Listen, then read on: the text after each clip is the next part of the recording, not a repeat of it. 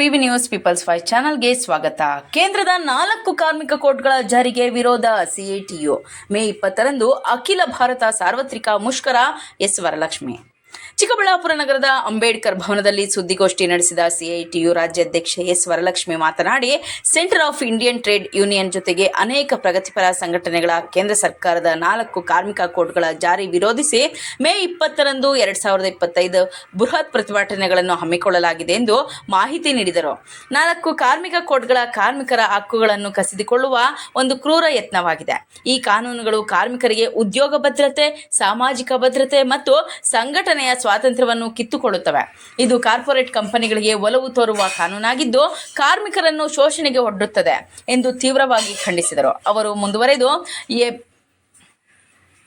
ಮೇ 20ರಂದು ದೇಶಾದ್ಯಂತ ಆಯೋಜಿಸಲಾಗಿರುವ ಅಖಿಲ ಭಾರತ ಮುಷ್ಕರವು ಕಾರ್ಮಿಕರ ಒಗ್ಗಟ್ಟಿನ ಶಕ್ತಿಯನ್ನು ತೋರಿಸುವ ಸಂದರ್ಭವಾಗಿದೆ.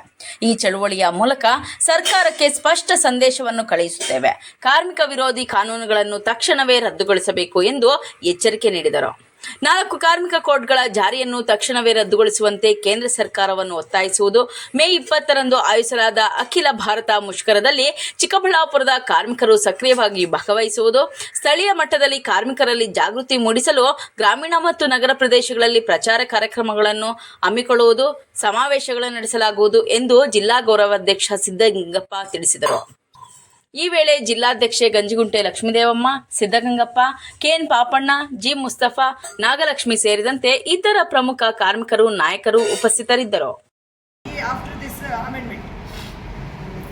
ಅಂದ್ರೆ ಅರ್ಥ ಏನಂತ ಕೇಳಿದ್ರೆ, ಬಂಡವಾಳಗಾರರು ಬಂಡವಾಳ ಹೂಡಿದಾಗ, ಕಾರ್ಖಾನೆಗಳು ಸ್ಥಾಪನೆ ಮಾಡಿದಾಗ, ಕೈಗಾರಿಕೆಗಳು ಸ್ಥಾಪನೆ ಮಾಡಿದಾಗ ಕಾರ್ಮಿಕರು ಸಂಘ ಕಟ್ಟಿ ಅವರಿಗೆ ಡಿಸ್ಟರ್ಬ್ ಮಾಡಬಾರ್ದು, ಹೋರಾಟಗಳನ್ನ ಮಾಡಬಾರ್ದು, ಇದು ಬಾಂಧವ್ಯವನ್ನ ಕಾಪಾಡಬೇಕು ಅಂತ ಹೇಳ್ತಾರೆ. ಆಯ್ತಾ? ಸೊ ಇವತ್ತು ಭಾರತ ಸರ್ಕಾರ ಅನ್ನುವಂಥದ್ದು ಯಾರ ಪರ ಅಂತೇಳಿ ನಾವು ಪ್ರಶ್ನೆ ಮಾಡ್ತೀವಿ. ಈಗ ಅವರು ಒಂದು ಕಡೆ ಹೇಳ್ತಾರೆ ನಾವು ಹಿಂದೂಗಳ ಪರ ಅಂತ. ಇವತ್ತು ಭಾರತವನ್ನ ಹಿಂದುತ್ವದ ಒಂದು ಮಾದರಿ ಒಳಗಡೆ ನಾವು ಕಟ್ಟಬೇಕು ಅಂತ ಹೇಳ್ತಾರೆ. ನಾನು ಕೇಳ್ತೇನೆ, 42 ಕೋಟಿ ಕಾರ್ಮಿಕರು ನಾವಿದ್ದೀವಿ ಭಾರತದಲ್ಲಿ. ನಾವು ಪಾಕಿಸ್ತಾನದಿಂದ ಬಂದಿದ್ದೀವಾ? ಅಫ್ಘಾನಿಸ್ತಾನದಿಂದ ಬಂದಿದ್ದೀವಾ? ನಾವು ಹಿಂದೂಗಳಲ್ವಾ? ಹಿಂದೂ ಅನ್ನೋ ಹೆಸರನ್ನ ಕಾರ್ಪೊರೇಟ್ ಕಂಪನಿಗಳ ಲಾಭ ಮಾಡಲಿಕ್ಕಾಗಿ ನೀವು ಬಳಕೆ ಮಾಡ್ತಾ ಇದ್ದೀರಿ. ಹಿಂದೂಗಳಾಗೇ ಇರ್ತಕ್ಕಂಥ ಇವತ್ತು ಸ್ಕೀಮ್ ವರ್ಕರ್ಗಳಾಗಿ ಕೆಲಸ ಮಾಡೋರು, ಅನಾರ್ಗನೈಸ್ ಸೆಕ್ಟರ್ ಅಲ್ಲಿ ಕೆಲಸ ಮಾಡೋರು ಮತ್ತು ಈ ದೇಶದ ಸಂಪತ್ತನ್ನ ಸೃಷ್ಟಿ ಮಾಡುವಂತ ಕಾರ್ಮಿಕರು, ಇವತ್ತು ಅವರಿಗೆ ಅಸ್ತ್ರಗಳಾಗಿರುವಂತದ್ದನ್ನ ನೀವು ನಿಶಸ್ತ್ರೀಕರಣ ಮಾಡೋದ್ರ ಮುಖಾಂತರವಾಗಿ ಸಂಪೂರ್ಣವಾಗಿ ಭಾರತದ ಕಾರ್ಮಿಕರನ್ನ ಜೀತದಾಳುಗಳಾಗಿ ಮಾಡಲಿಕ್ಕೆ ನೀವು ಹೊರಟಿದ್ದೀರಿ. ಅವರು ಇನ್ನು ಮುಂದೆ ಸೂಪರ್ವೈಸರ್ಗಳು, ಅವರು ವರ್ಕರ್ ಅನ್ನುವಂಥ ವ್ಯಾಖ್ಯಾನದ ಅಡಿಯಲ್ಲಿ ಬರಲ್ಲ. ಆಮೇಲೆ ಮತ್ತೆ ಮೂರನೆಯದು ಗುತ್ತಿಗೆ ಕಾರ್ಮಿಕರು. ಇಷ್ಟು ದಿನ ನಮ್ಮ ದೇಶದಲ್ಲಿ ಒಂದು ಕಾನೂನು ಏನಿತ್ತು, ಈಗ ನಾನೊಬ್ಬ ಗುತ್ತಿಗೆದಾರ ಆಗಬೇಕು ಅಂದರೆ ನಾನು ಕಾರ್ಮಿಕ ಇಲಾಖೆಯಲ್ಲಿ ಪರ್ಮಿಷನ್ ತಗೋಬೇಕು. 20 ಜನ ಕಾರ್ಮಿಕರನ್ನು ನಾನು ಮಾನವ ಸಂಪನ್ಮೂಲ ಸಪ್ಲೈ ಮಾಡ್ತೀನಿ ಅಂತ ಹೇಳಿದ್ರೆ, ಸೊ ನಾನು ಲೇಬರ್ ಡಿಪಾರ್ಟ್ಮೆಂಟಲ್ಲಿ ಪರ್ಮಿಷನ್ ತಗೋಬೇಕಿಲ್ಲ. ಆದರೆ ಇವತ್ತು ಅದನ್ನು 50ಕ್ಕೆ ಹೆಚ್ಚಳ ಮಾಡಿದ್ದಾರೆ. 49 ಕಾರ್ಮಿಕರಿದ್ರೆ ಅವನು ಲೈಸೆನ್ಸ್ ತಗೊಳ್ಬೇಕಾಗಿಲ್ಲ. ಆಮೇಲೆ ESI, PF, minimum wage act ಇದು ಯಾವುದನ್ನು ಕೂಡ ಇಂಪ್ಲಿಮೆಂಟ್ ಮಾಡಬೇಕಾಗಿಲ್ಲ. ಈ ಥರದ ಒಂದು ಅಮೆಂಡ್ಮೆಂಟ್ ಅನ್ನು ತರ್ತಾ ಇದ್ದಾರೆ. ಸೊ ಇವತ್ತು ಆಲ್ರೆಡಿ ನಮ್ಮ ದೇಶದ ಒಳಗಡೆ 100ಕ್ಕೆ 60% ನಾನ್ ಪರ್ಮನೆಂಟ್ ಅನ್ನುವ ಹೆಸರಿನಲ್ಲಿ ಕಾರ್ಮಿಕರು ಕೆಲಸ ಮಾಡ್ತಾ ಇದ್ದಾರೆ. ಇನ್ನು ಮುಂದೆ ಇವರು ಯಾರು ಕೂಡ ಯಾವ ಸಂಘಕ್ಕೂ ಸೇರ್ಕೊಳ್ಳಂಗಿಲ್ಲ. ಆಮೇಲೆ ಮತ್ತೆ ಇನ್ನೊಂದು ಕಾರ್ಖಾನೆ ಅಂತ ಹೇಳಿ ನಾವು ಕರಿಬೇಕಾದ್ರೆ 10 ಜನ ಕಾರ್ಮಿಕರಿದ್ರೆ ಎಲೆಕ್ಟ್ರಿಸಿಟಿ ಕನೆಕ್ಷನ್ ಇದ್ದು 20 ಜನ ಕಾರ್ಮಿಕರಿದ್ದು ವಿದ್ಯುತ್ ರಹಿತ ಆಗಿದ್ರೆ ಕಾರ್ಖಾನೆ ಅಂತ ಕರೀತಾ ಇದ್ರು. ಅವರಿಗೆ ಕಾರ್ಮಿಕ ಕಾನೂನುಗಳು ಅನ್ವಯ ಆಗ್ತಾ ಇತ್ತು.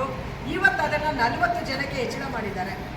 40 ಜನ ಅಂದರೆ 39 ಕಾರ್ಮಿಕರಿದ್ರೆ ಸುಮಾರು 16 ಕಾನೂನುಗಳು ಅವರಿಗೆ ಅನ್ವಯ ಆಗಲ್ಲ.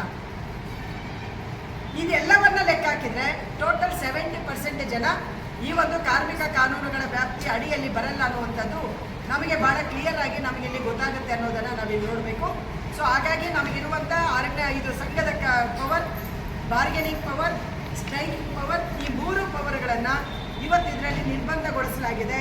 ಮತ್ತು ಅದಕ್ಕೆ ಕಾರ್ಮಿಕರು ಹೋಗಲಾರದ ರೀತಿಯ ಇದು ಕಾರ್ಮಿಕರ ಸಂಘಟಿತವಾದಂಥ ಕಾರ್ಯಕ್ರಮಗಳನ್ನು ಇನ್ನು ಮುಂದೆ ಇವರು ಸಂಘಟಿತ ಅಪರಾಧ ಅಂತ ಹೇಳಿ ವ್ಯಾಖ್ಯಾನ ಮಾಡ್ತಾ ಇದ್ದಾರೆ.